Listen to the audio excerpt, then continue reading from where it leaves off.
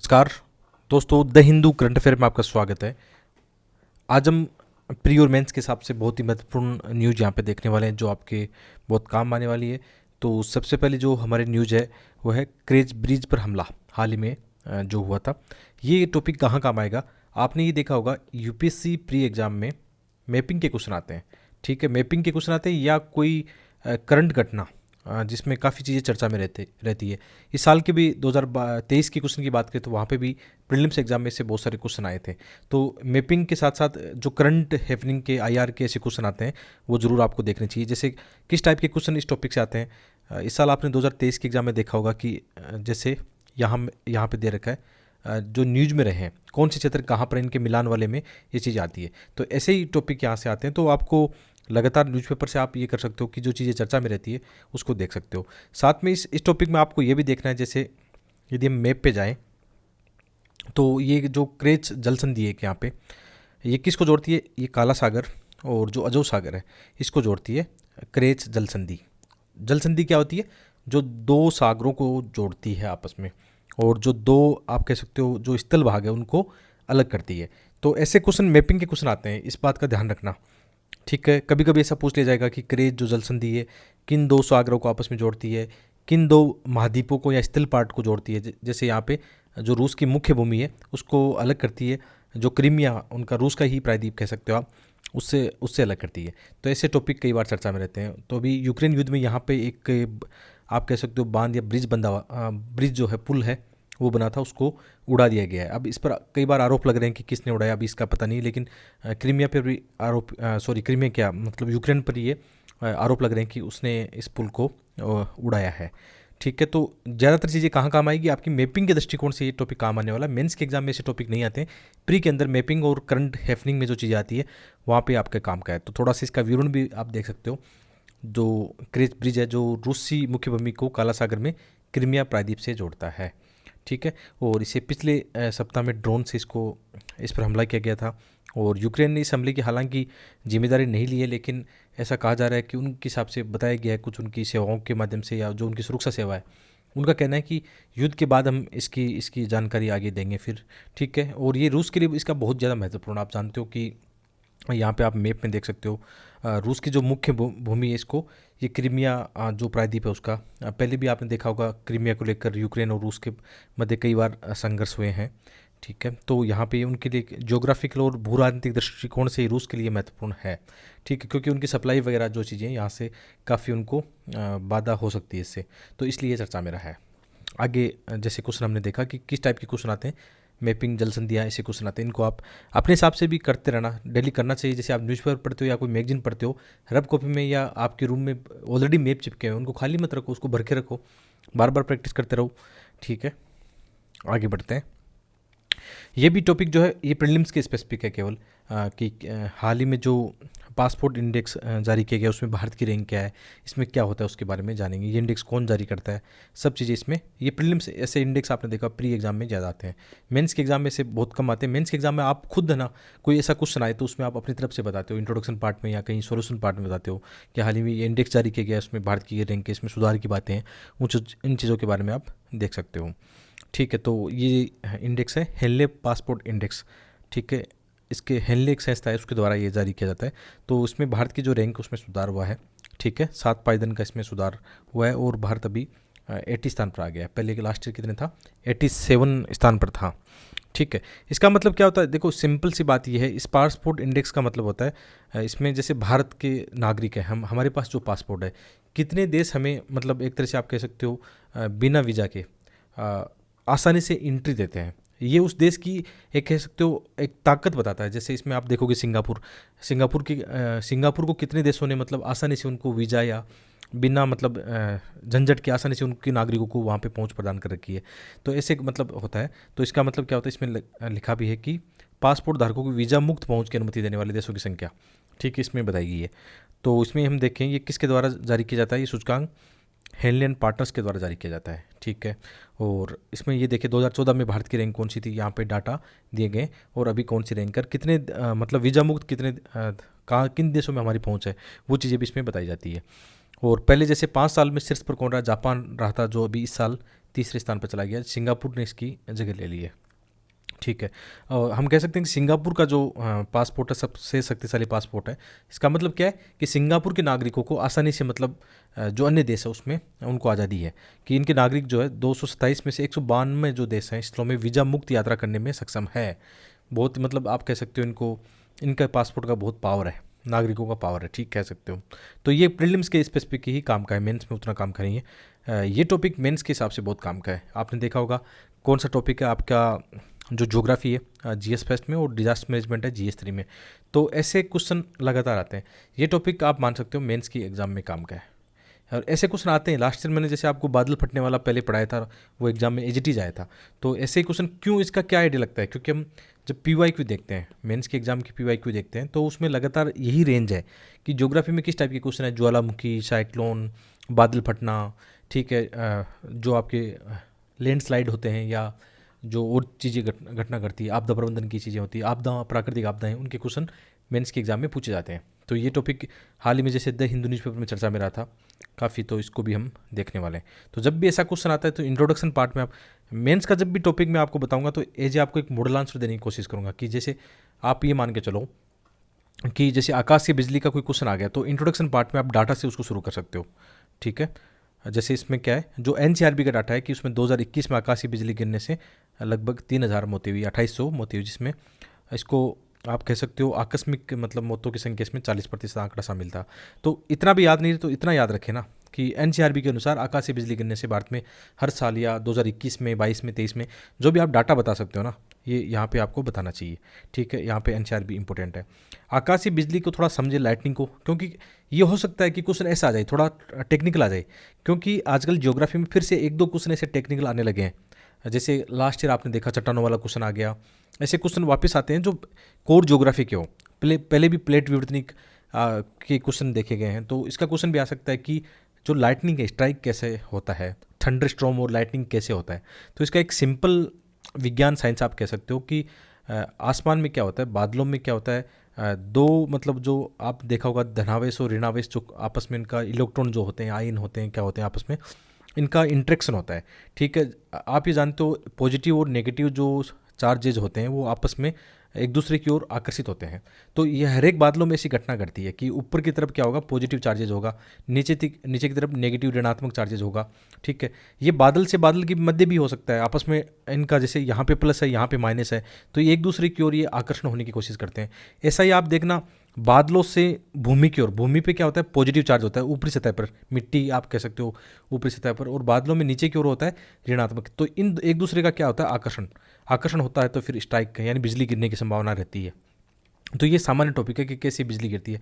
तो ऐसा यदि टेक्निकल आता है तो उसमें आप क्या बोलते हैं इसको, डायग्राम को ड्रॉ जरूर करना, उससे एग्जामिनर समझेगा आपको इन चीज़ों के बारे में पता है।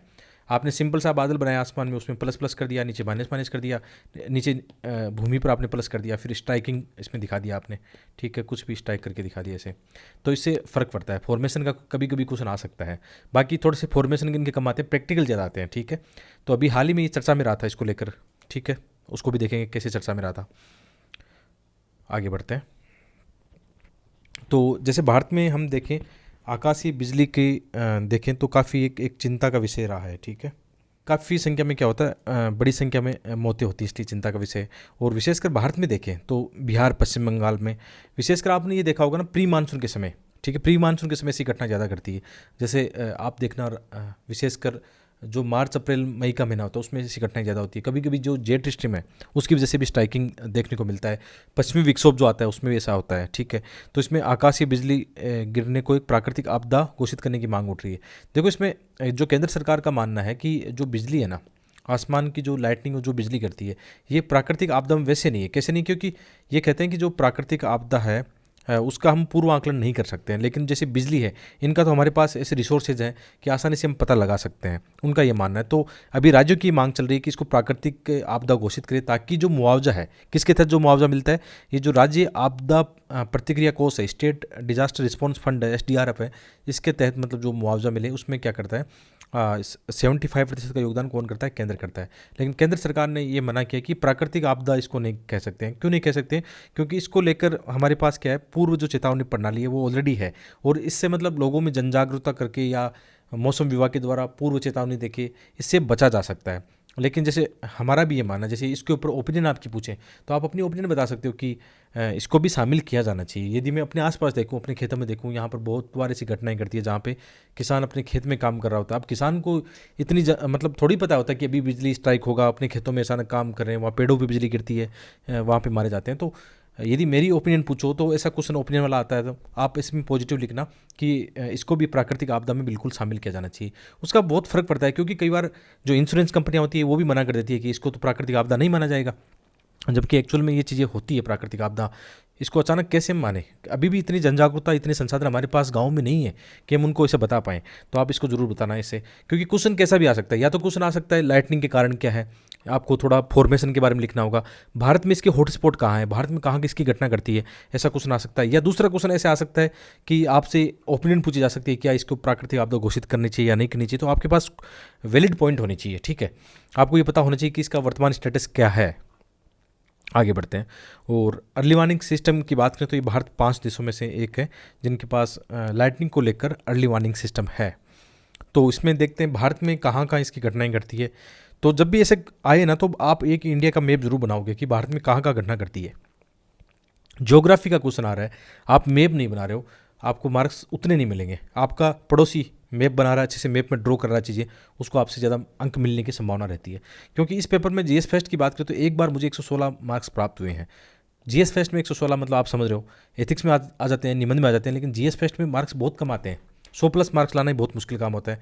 तो उस साल मैंने खूब मैप बनाई थी। बाकी ईयर में भी मेरे बेकार नहीं रहे हैं, मतलब ठीक ठाक रहे हैं, लेकिन एक बार 116 आना कोई मतलब ऐसा नहीं कह सकते हैं कि मतलब उसमें कोई तुक्का था। इसका मतलब क्या था, मैं जो अपना अनुभव बता रहा हूँ कि उसमें मैपिंग वगैरह अच्छी बनाई गई थी, ठीक है। तो ये चीज़ें हैं। तो इसमें क्योंकि ज्योग्राफी का कई बार पार्ट क्या होता है, 100 मार्क्स तक ज्योग्राफी आ जाती है जीएस फेस्ट में। तो वहाँ पे यदि आपके अच्छे क्वेश्चन चलेंगे ज्योग्राफी के मैपिंग सहित, अच्छे फ्लो चार्ट डायग्राम, जैसे डायग्राम ज्योग्राफी के डायग्राम होते हैं, जैसे अभी हमने लाइटनिंग वाला देखा। बाद में जैसे कभी प्लेट टेक्टोनिक के क्वेश्चन आते हैं तो वहाँ आपने प्लेटों के जो क्वेश्चन में आप डायग्राम बना सकते हो, वो इंपॉर्टेंट होते हैं। तो भारत की यदि बात करें तो विशेषकर पूर्वोत्तर राज्यों में, पश्चिम बंगाल में, सिक्किम, झारखंड, उड़ीसा, ये सब आप कह सकते हो प्री मानसून के समय या मानसून के समय यहाँ पे आकाशीय बिजली की काफ़ी घटनाएं घटी। अभी हाल ही में 2023 में आपने देखा बिहार में जो ऐसी जो बिजली की घटना हुई थी, प्राकृतिक बिजली की, इसमें लगभग 100 से ज़्यादा लोग मारे गए थे।